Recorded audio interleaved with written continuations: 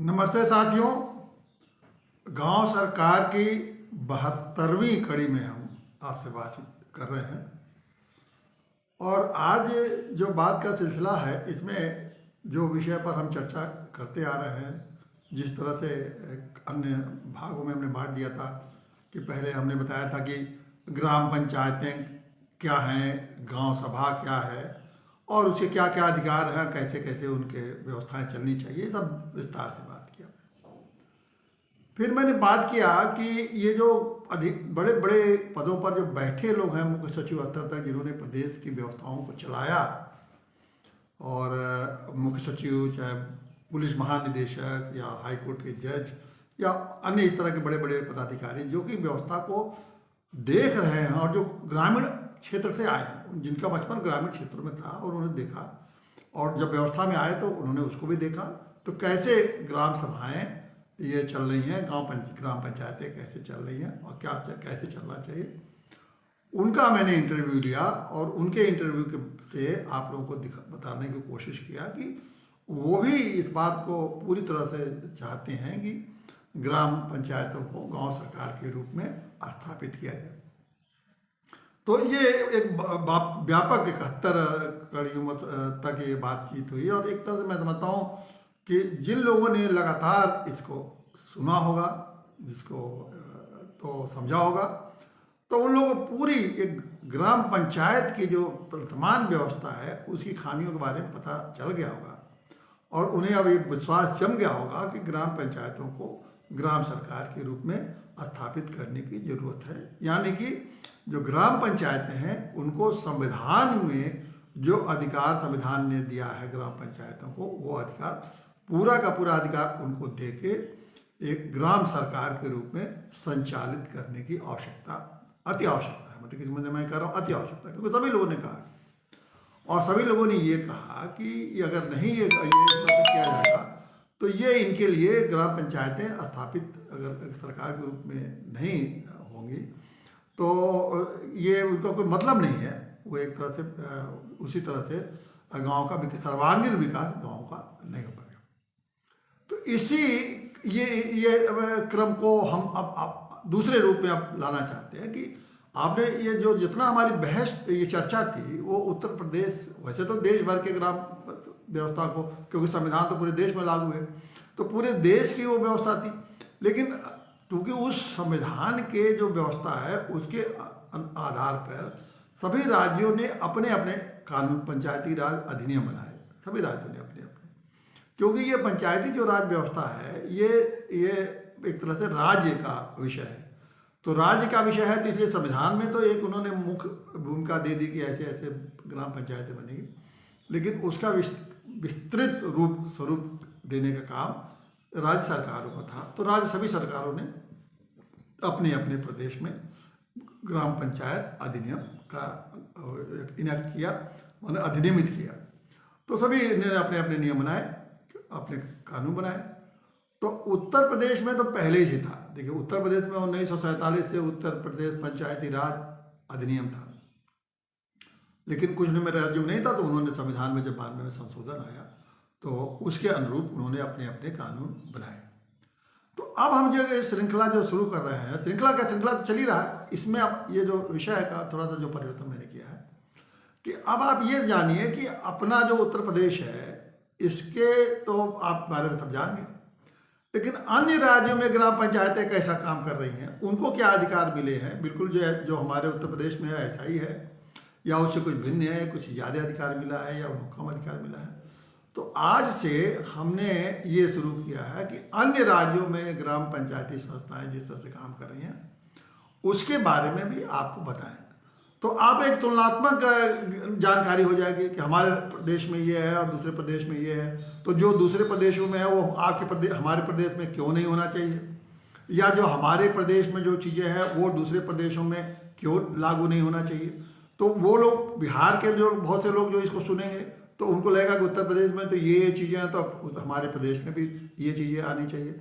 हम ये जो ग्राम सरकार की बात कर रहे हैं या गांव सरकार की बात कर रहे हैं, कोई एक प्रदेश के लिए तो बात कर नहीं रहे, ये तो संवैधानिक व्यवस्था है जिसको कि मैं चाहता हूँ कि पूरे देश में इसको लागू किया जाए। तो अब हम एक तुलनात्मक आपके सामने रखेंगे ताकि आप अन्य प्रदेशों के बारे में जानकारी हो जाएगी आपको। तो आज शुरू करते हैं कि उत्तर प्रदेश में क्या है और बिहार में क्या है, क्योंकि बिहार पड़ोसी राज्य है। इसी तरह हर एक हमेशा आपको अगले एपिसोड में किसी और राज्य की बात करेंगे, वो अगले एपिसोड में किसी और राज्य के बारे में कि उत्तर प्रदेश में क्या है और अन्य राज्य में क्या है। तो अब चलिए उत्तर प्रदेश में को मैंने बता ही दिया कि उत्तर प्रदेश में 1947 में ही उत्तर प्रदेश पंचायत राज अधिनियम था। तो जब संविधान में 92 में संशोधन किया गया, 73वें संशोधन से, तो ग्राम पंचायतों का स्थापना की गई, संवैधानिक रूप से उसको संविधान में व्यवस्था बना दी गई। तो उत्तर प्रदेश सरकार ने उसके अनुरूप अपने उसी कानून में जो उनका 1947 का उत्तर प्रदेश पंचायती राज अधिनियम था, उसी में संशोधन करके बहुत सारे संशोधन कर दिए और संविधान के अनुरूप उस कानून को बनाने का उन्होंने एक व्यवस्था बनाई कि जो संविधान में लिखा है वो उसी के अनुरूप ये हमारा ये कानून भी रहे। तो ये तो उन्होंने 94 में किया। तो उनका आज भी उत्तर प्रदेश पंचायती राज अधिनियम 1947 ही बोला जाता है, लेकिन उसमें 94 में बहुत वही संविधान के जो प्रावधान थे वो सब उसमें डाल दिए गए, उसके अनुरूप अब वो बन गया, ऐसा सरकार कहती है।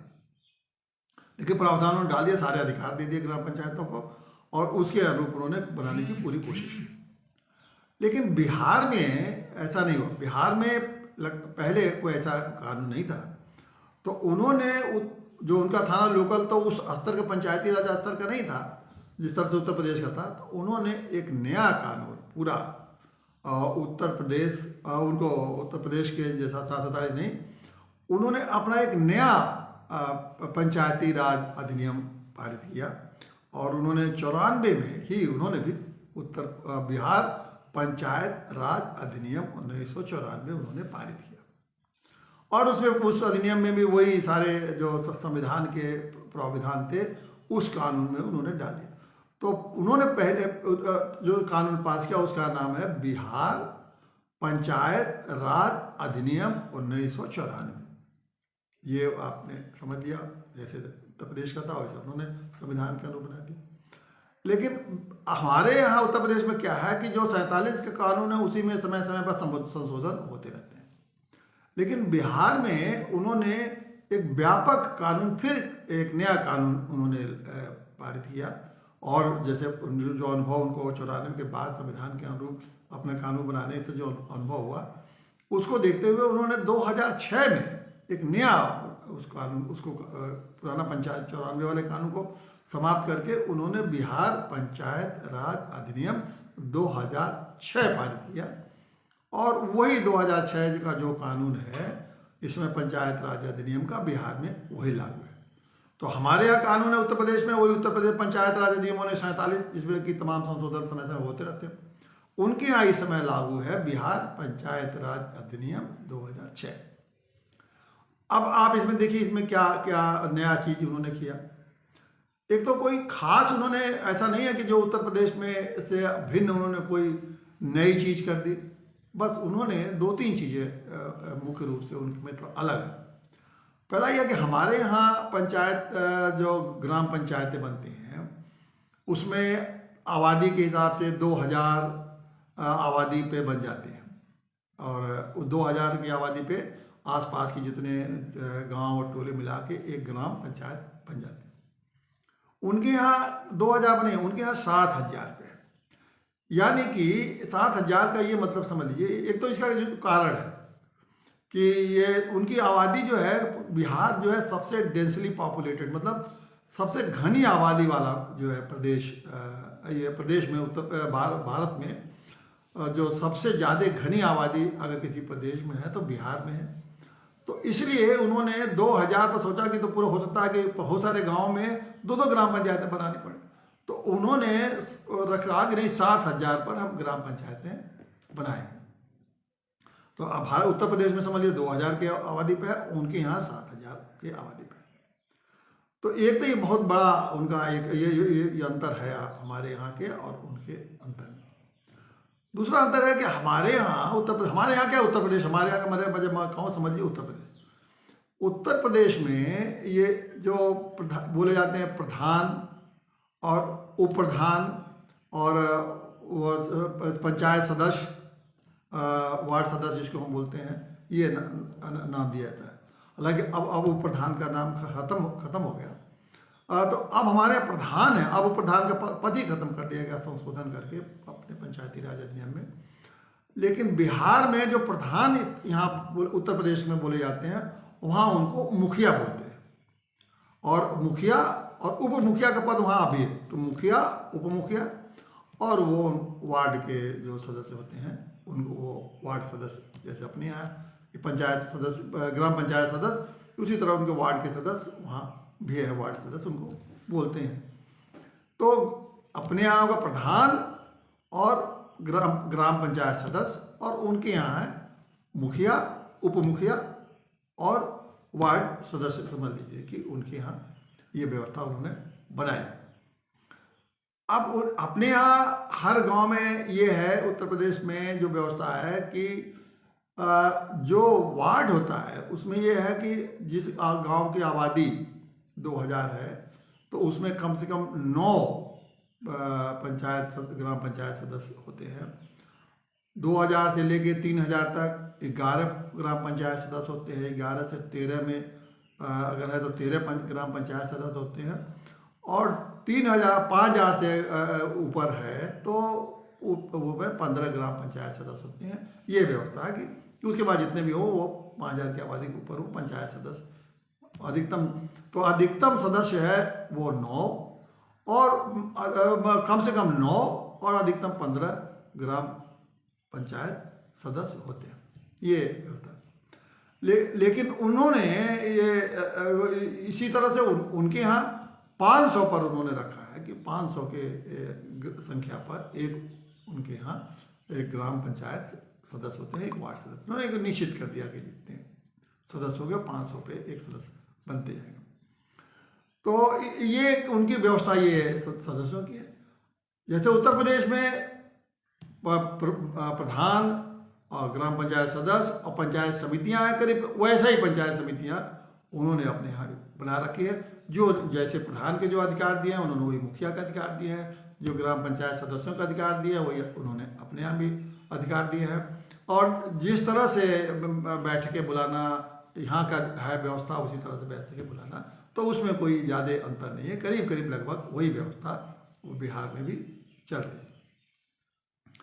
अब बिहार में उन्होंने कुछ चीज़ें अपने यहाँ नई भी की है, और वही नई चीज़ हम आपको बताना चाहते हैं कि बिहार में उन्होंने अपने यहाँ एक तरह से गांव और ग्राम कचहरी की भी स्थापना की है। अब ये ग्राम कचहरी, अब देखिए, यानी कि न्याय व्यवस्था भी उन्होंने गांव स्तर तक पहुंचाया है। उत्तर प्रदेश में पहले ये न्याय पंचायती व्यवस्था थी, जो 1947 का जो कानून था पंचायती जो है अभी भी वही है, उसमें न्याय पंचायतों की व्यवस्था है। न्याय पंचायत करीब 8-10 गाँव के आबादी के ऊपर एक न्याय पंचायत होती थी, और बहुत अच्छी पुरानी व्यवस्था थी जो चली आ रही थी। वो संविधान के संशोधन के जो 73वां संशोधन हुआ 1992 में, उसके पहले से वो व्यवस्था चल रही थी। लेकिन वो कुछ विवाद सुप्रीम कोर्ट में गया, और उसके बाद जो है न्याय पंचायतों की व्यवस्था जो है वो इस तरह से स्थगित हो गई। और अब उत्तर प्रदेश में न्याय पंचायतों की व्यवस्था नहीं है, यानी कि पंचायती स्तर पर, ग्राम स्तर पर कोई न्याय की व्यवस्था नहीं है उत्तर प्रदेश में। ये इस समय अगर आपको न्याय के लिए जाना है तो कचहरियों में ही जाना पड़ेगा, सिविल कोर्ट में और मजिस्ट्रेट कोर्ट में, जो तहसील में या जिले स्तर पर जो कचहरियाँ हैं उसी में आपको जाना पड़ेगा। तो अब उत्तर प्रदेश में तो ये व्यवस्था नहीं है। तो देखिए, इस मामले में बिहार ने एक व्यवस्था बनाई, और एक व्यवस्था उनका 2006 के में उन्होंने पूरे विस्तार से इसकी व्यवस्था को कैसे उनके यहाँ ये चलती है वो आपको जानने की ज़रूरत है कि न्याय उनके यहाँ न्याय देने का ग्रामीण स्तर पर क्या व्यवस्था है।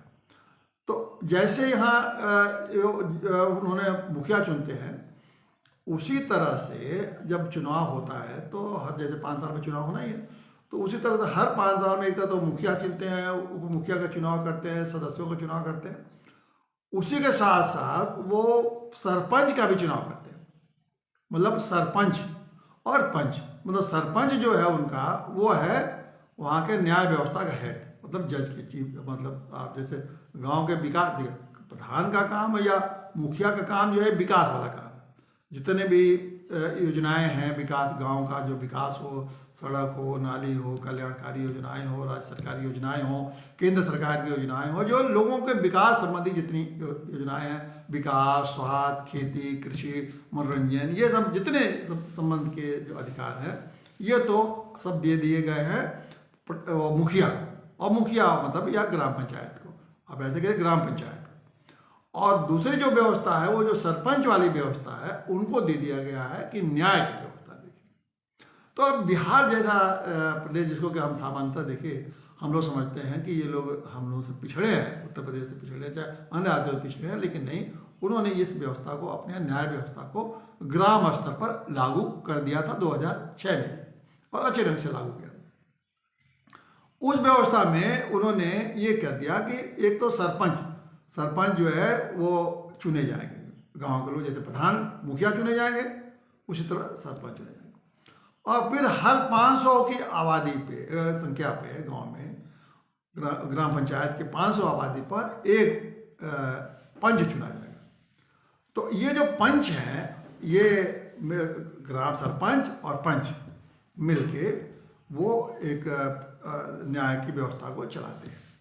और उसके जगह जैसे एक न्याय मित्र की भी उन्होंने नियुक्ति की व्यवस्था कर दी है। जो न्याय मित्र होगा वो कानून पढ़ा के जानकार होगा, और वो इस सरपंच के और पंच से मिलकर जो न्यायपीठ बनेगी उसमें वो कानून की जानकार होगा, तो वो उसका सचिव होगा और वो उनको सहयोग करेगा कि ताकि कानूनी कोई गलती न हो। ये उन्होंने व्यवस्था बनाई। अभी समझिए कि व्यवस्था चलती कैसे है। अब जैसे कोई विवाद, अच्छा विवाद उन्होंने एक तो सिविल का, बंटवारे का, चाहे कोई संपत्ति आपका नुकसान हुई, खेत नुकसान हुआ, तो ये सब जो नुकसान वाली चीज़ें हैं, उस नुकसान वाले इसमें जो दीवानी अदालतें बनी, छोटे छोटे मामलों में, मामले बड़े बड़े नहीं हैं, छोटे छोटे मामले उनको दिया गया है। तो दीवानी मामले जितने भी विवाद हैं, आपसी विवाद के मामले हैं, वो आप विवाद वहाँ जाके तय होता है, आप ले जा सकते हैं। और दूसरा उनको अधिकार आपराधिक दिया गया, आपराधिक में दंड देने का अपराध किया। देखिए इतना एक तरह से देखा जाए कि सरपंच की व्यवस्था में उन्होंने न्यायिक अधिकार दिया है, दीवानी मामले में भी और आपराधिक मामले में। अब बहुत से जो अपराध के जो धाराएं हैं, मारपीट, छोटे छोटे मारपीट, खेत का नुकसान करना, नाली काटना, चोरी करना, इस तरह के बहुत सारे जो करीब 30-40 आपराधिक मामले जो इंडियन पिनल कोड में हैं, वो उनको छोटे छोटे मामले उन्होंने दे दिया है कि ये उसके फैसले ये लोग करेंगे।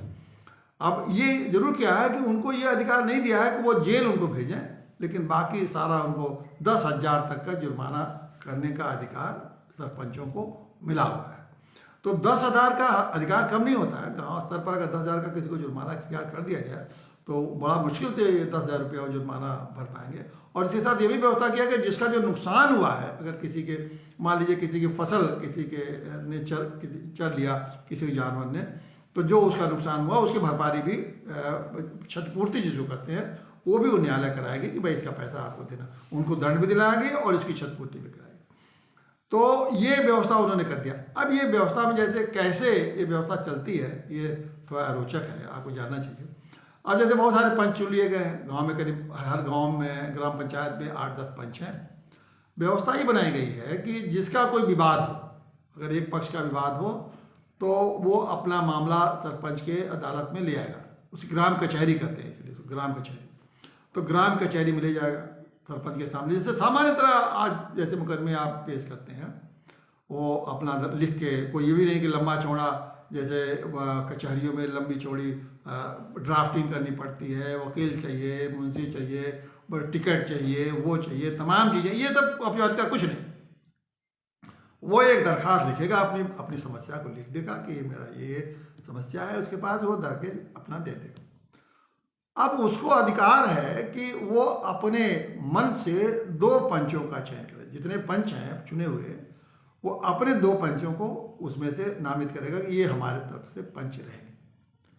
अब दूसरा पक्ष को जब नोटिस जाएगा तो उसको भी अधिकार है कि वो भी अपना 2 पंच का चुनाव कर ले। तो देखिए दोनों पक्षकारों को 2 पंच इनके, 2 पंच उनके और एक 5वां जो है सरपंच। तो आपको कहने का मौका नहीं मिलेगा कि आपका पक्ष में हमने ये वहाँ निष्पक्ष न्याय मिला, क्योंकि 2 आदमी तो आपके ही हैं और 2 आदमी उनके हैं। अब सरपंच है कि अब उसकी जो फैसले जितने बहुमत होंगे, तो सरपंच जो है वो उनका दे दिया गया अधिकार कि वो सरपंच के ये अपना दोनों के जब बहुमत के मामले आएंगे तो सरपंच मिलके जिधर होंगे उस बहुमत से निर्णय होगा। तो ये जो 5 लोगों का पंच, हमारे जो पुरानी व्यवस्था है जो हम लोग जानते हैं कि पंच परमेश्वर, तो उसी दृष्टिकोण को रख के इस न्याय व्यवस्था को पंच परमेश्वर का रूप दिया गया।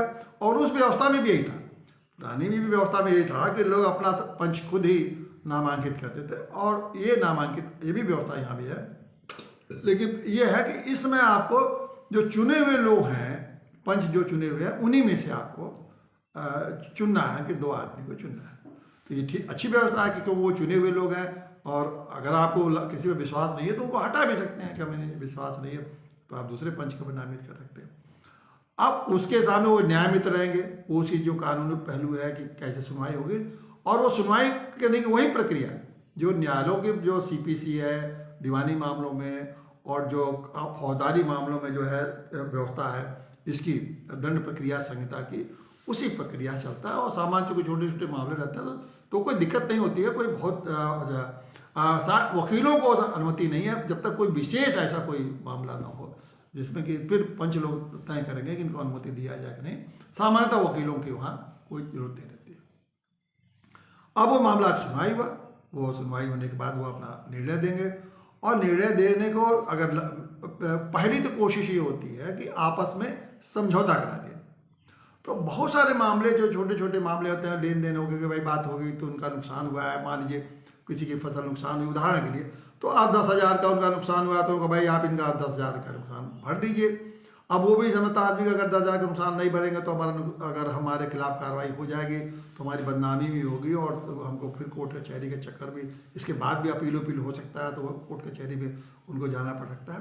तो बहुत सारे मामले समझौते से आते हैं, और कुछ पारिवारिक मामले ऐसे होते हैं छोटे मोटे कि वो भी छोटे छोटे जो पारिवारिक मामले हैं वो भी वहाँ आपके देखेंगे कि आप वहाँ झगड़े जो छोटे छोटे मामले, माने किसी ने एक झप्पड़ मार दिया 323 का मुकदमा चल गया, किसी ने गाली दे दिया, तो ये सारे मामले वहाँ आपस में बहुत सारे समझ। तो पहली कोशिश तो ये होती है कि समझौतों से इन मामलों को ख़त्म करें।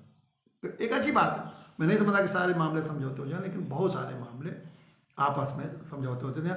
अब जानते हैं गांव में तो नुकसान और चोरी छोटे मोटे, किसी की बैल बकरी चोरी कर दिया, किसी बैग फसल में जाके उसके मान लीजिए किसी ने मूली उखाड़ लिया, किसी ने आलू खोद लिया, तो अब इन मामलों में ये कहाँ जाएंगे लोग कि ये अब जिला कचहरी में कि वहाँ जाके मुकदमा करेंगे। तो ऐसे मामले आते हैं, वहाँ उन्होंने समझौता कर दिया।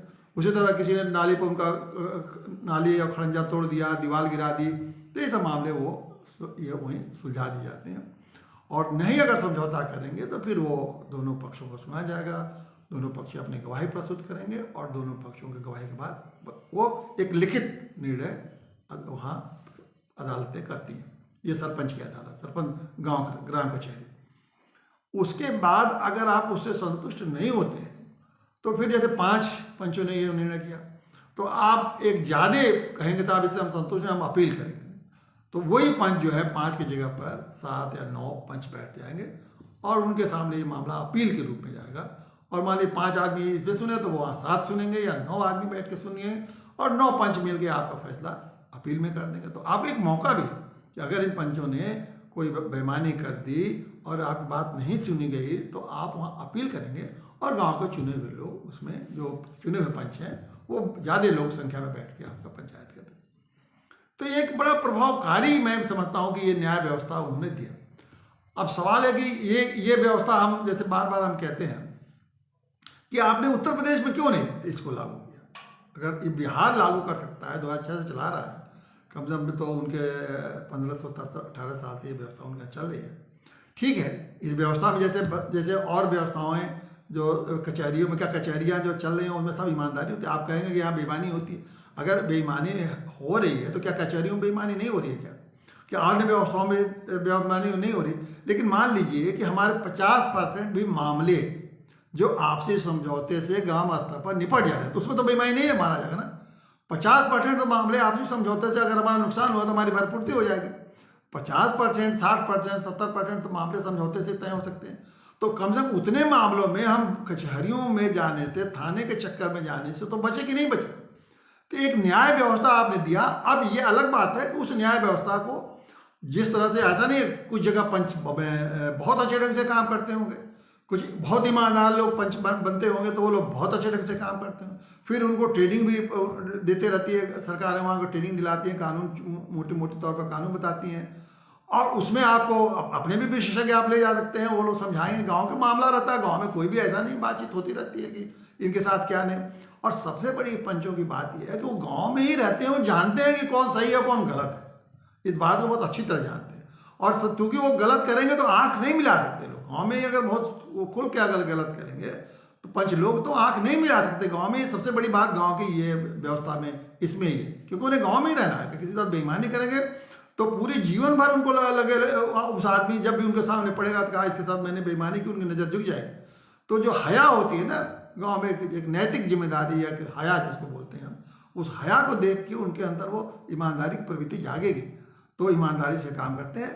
लेकिन जितना भी है एक व्यवस्था तो दिया जा चुका है, मेरे कहने का मतलब है उत्तर प्रदेश में ये व्यवस्था नहीं है, और इसीलिए हम लोगों ने कहा कि न्याय की भी व्यवस्था यहाँ होनी चाहिए।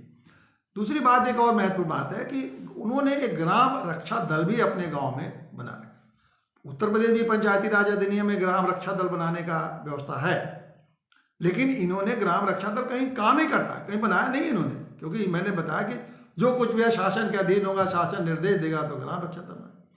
उन्होंने बिहार में एक ग्राम रक्षा दल अपने यहाँ बना रखा है। ग्राम रक्षा दल और जो उसका जो ग्राम रक्षा दल का है, तो वो हर गांव में उन्होंने कुछ लोगों को दल को बना रखा, युवाओं का हर तरह के लोगों को। और उसमें उन्होंने ये, उसका काम ये है कि कोई फसल के नुकसान कोई कर रहा है, कोई प्रॉपर्टी संपत्ति का नुकसान कर रहा है, या छोटे छोटे अपराधी क्रिमिनल, और मान लीजिए कहीं पहरा देने का काम है, वो ग्राम रक्षा दल के रूप में वो ग्राम रक्षा दल काम करता है। तो ग्राम रक्षा दल और न्याय व्यवस्था, मैंने बार बार मैंने इसमें चर्चा की आपको कि यहाँ गाँव में उत्तर प्रदेश में केवल विकास का ग्राम प्रधान का अधिकार, यहाँ न्याय व्यवस्था बिल्कुल नहीं है, और सुरक्षा व्यवस्था भी गाँव में नहीं है। तो न्याय व्यवस्था भी यहाँ ग्राम में होना चाहिए, उत्तर प्रदेश में भी होना चाहिए, और सुरक्षा व्यवस्था भी होना चाहिए। जबकि बिहार में न्याय व्यवस्था भी है और सुरक्षा व्यवस्था। बिहार में भी बहुत सारी चीज़ों को जरूरत है, जैसा कि मैंने चर्चा किया है कि वहाँ भी अगर बिहार में भी अगर ग्राम सरकार जैसे वो नहीं काम कर रहे हैं, ग्राम पंचायत के रूप में कार्य कर, लेकिन अगर बिहार में भी ग्राम सरकार की स्थापना होगी तो बहुत सारी चीज़ें बिहार में नए स्वरूप में लागू करना पड़ेगा, ताकि वो सारे 29 विभाग का वो अपना काम खुद देखें। उनके यहाँ भी है कि कर्मचारियों में वही, जैसे यहाँ पंचायत सचिव, उनके यहाँ भी एक पंचायत सचिव है, तो पंचायत सचिव, लेकिन उनके यहाँ अपने यहाँ का जो उत्तर प्रदेश में पंचायत सचिव कई गांव का भी मिला के एक पंचायत सचिव है। जबकि उन्होंने क्या रखा है कि एक ग्राम पंचायत का एक ही सचिव है। क्योंकि उनकी आबादी 7,000 पर रखा है, तो इसलिए उन्होंने 7,000 की आबादी पर यहाँ एक सचिव रखा। और उत्तर प्रदेश में उन्होंने हर एक ग्राम पंचायत का सचिव कई गांवों का था। हालांकि उसके कई गांवों का सचिव होने से वो कुछ नहीं करता है, वो इधर उधर घर पर बैठा रहता है और कहता है कि आज वहाँ उस गांव में हम काम कर रहे थे, आज उस गांव में करता है। एक तरह से वो ठीक से जिम्मेदारी का निर्वाह करता है। देखिए, जिम्मेदारी कौन निर्वाह कर रहा है, उत्तर प्रदेश में ठीक काम हो रहा है या बिहार में हो रहा है, ये अलग मुद्दा है। पहले आप संस्थाओं को अधिकार दीजिए, खड़ा करिए, और फिर उसके बाद आप ये देखिए कि ये काम कर रहे हैं कि नहीं। फिर उसमें निरंतर उसमें सुधार होगा, नए नए लोग आएंगे। पहले के जो अनपढ़ लोग थे, अब पढ़े लिखे लोग आ जाएंगे। अब गांव में बहुत सारे लोग पढ़े लिखे जानकार, कानून के जानकार, अन्य विकास के संबंधित चीज़ों के जानकार धीरे धीरे आते जाएंगे। तो जब संस्था रहेगी तो आज वो संस्था में कोई उतनी अच्छे ढंग से नहीं चल रही है, लेकिन धीरे वो संभव है कि वो संस्था धीरे धीरे आगे, उसमें जब लोग जुड़ते जाएंगे तो संस्था और अच्छे ढंग से काम करेगी। धीरे धीरे उनको अच्छी ट्रेनिंग मिलेगी, धीरे धीरे जानकारियाँ अच्छी होंगी, धीरे धीरे और बातें बढ़ेंगी, तो उनकी जानकारी बढ़ेगी। लेकिन जब संस्था ही नहीं रहेगी तो उसका विकास कैसे? अगर भारत देश आज़ाद नहीं हुआ होता तो आज भारत देश क्या यहाँ पहुँचता, और कभी ये इस तरह के विकास भारत में जैसा हुआ है देश में नहीं हो पाता। बिहार जो है छोटा राज्य है, हम उसको तो आबादी के मामले में देश भर में 13वां राज्य है, उसकी आबादी 10 करोड़ की है, हमारे उत्तर प्रदेश की आबादी 20-22 करोड़ की है। तो यहाँ तो और ज़रूरत है, यहाँ तो 22 करोड़ की आबादी में तो ये सारी चीज़ें ज़्यादा ज़रूरत है इनको, क्योंकि यहाँ ज़्यादा लोग रह रहे हैं, ज़्यादा समस्याएं खड़ी हो रही हैं। लेकिन जहाँ ज़्यादा समस्या खड़ी हो रही है वहाँ खाली एक ही जगह से सरकार चल रही है, राजधानी लखनऊ से, और अधिकारियों के माध्यम से ग्राम विकास का भी काम, सुरक्षा का भी काम पुलिस कर रही है, विकास का काम अधिकारी कर रहे हैं, और न्याय का काम तो यहाँ वही अदालतें हैं। अदालतों का हालत आप देख रहे हैं कि एक एक मुकदमे का फैसला होने, खासकर दीवानी अदालतों में 10 साल 20 साल लगता है। अगर आपकी बकरी चोरी हो गई तो भारत की जो न्याय व्यवस्था है उसमें अगर बकरी चोरी हो गई तो कम से कम 2-4-5 साल लग जाएगा आपकी बकरी चोरी के मामले को तब निपटाने में। और अगर ये न्याय व्यवस्था ग्रामीण स्तर पर रहती तो बकरी चोरी के मामला में कितने समय लगता है? मुश्किल से 2-4 दिन, 5 दिन, 7 दिन, 10 दिन, 15 दिन। वो तारीख आज दरखास्त देते हैं, हो सकता है कि अगले तारीख पर ही समझौता हो जाता है, मामला खत्म हो जाता है। तो इस तरह से हमें अगर व्यवस्था को हम नहीं चलाएंगे तो समस्याओं का समाधान नहीं होगा। जब समस्याओं का समाधान नहीं होगा तो लोगों का व्यर्थ समय, व्यर्थ पैसा बर्बाद होता है, और जब व्यर्थ समय और व्यर्थ पैसा होता है तो जो उनके जीवन में विकास करके आगे अपने जीवन स्तर को ऊंचा करने का जो बेहतर करने का जो मौके रहते हैं वो मौके उनका ख़त्म होता है। अब एक आदमी अगर एक बकरी चोरी के मामले में 20 बार कचहरी गया तो वकील का फीस, वकील का आने जाने खर्चा और ये समय बर्बाद हुआ। उस 20 दिन में मान लीजिए हम कहते हैं एक मनरेगा कर्मचारी रहता तो 20 दिन में वो कमाता मनरेगा का तो पैसा तो 200 रुपये के हिसाब से 20 दिन में वो 4,000 रुपये कमाता कि नहीं कमाता। अगर उस बकरी चोरी में उसको जिले में कचहरियों में दौड़ना पड़े तो ये तो 4,000 का जो उसका अपना काम है वो नुकसान, और उसके बाद जो वकीलों को, मुंशियों को कचहरी में वो फीस बात देना वो अलग बात, और जो आने जाने किराया है वो अलग बात। तो इस तरह से देखिए ये जब सोचेंगे लोग, और मैं बार बार कहता हूँ कि नेता और अधिकारियों की ये सोच नहीं सोचेंगे, क्योंकि उनको लगता है कि वो गाँव को तो समझते हैं कि वो हमारे लिए बस ये कमाने खाने और चूसने और शोषण करने के ये अड्डे हैं। गांव को तो भारत उत्तर प्रदेश में तो यही नज़रिया है कि अड्डे हैं नेताओं के, बेवकूफ़ बना के इनसे वोट लेना, इनको मुफ्तखोरी में फंसाए रखना, और इनको जाति में अपने पीछे घुमाना, अपना निर्णय न करना, अपनी व्यवस्था न चलाए देना।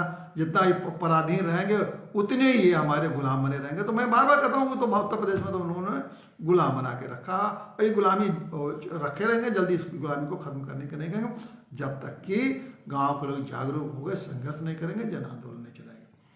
तो ये तुलनात्मक आपको बातें मैंने बता दी। इसी तरह से निरंतर हम आपको दूसरे राज्यों को तरफ बताएंगे कि देखिए कौन, ऐसा नहीं है कि कोई आदर्श राज्य।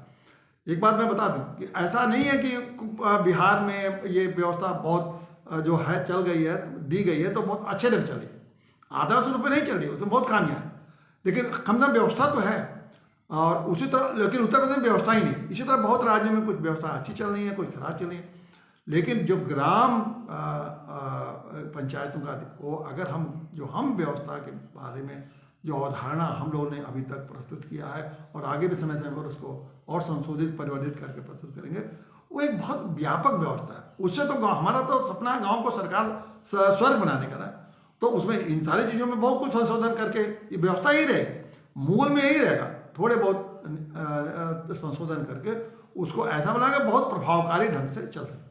होता क्या है कि बिहार में ये व्यवस्था बना दी गई, लेकिन जो नियमावली तमाम बना दी, जो सरकारी कर्मचारी जो है उसको ऐसे कैसे काम करना चाहिए, कैसे ये उनको पैसा कहाँ से आएगा, फंड कहाँ कब दिया जाएगा, ये सब नियमावली ऐसे बना देते हैं कि जकड़ देते हैं, और जकड़न से ये व्यवस्थाएं जहाँ बनी भी हैं वहाँ काम नहीं करती। ये बिहार में भी बहुत अच्छे ढंग से काम नहीं करते, लेकिन क्योंकि तमाम ऐसे अंट संठ जैसे वो नहीं कहते हैं, बिना मतलब के जकड़ने वाली नियमावली बना के उस व्यवस्था को उन्होंने चौपट भी कर रखा है।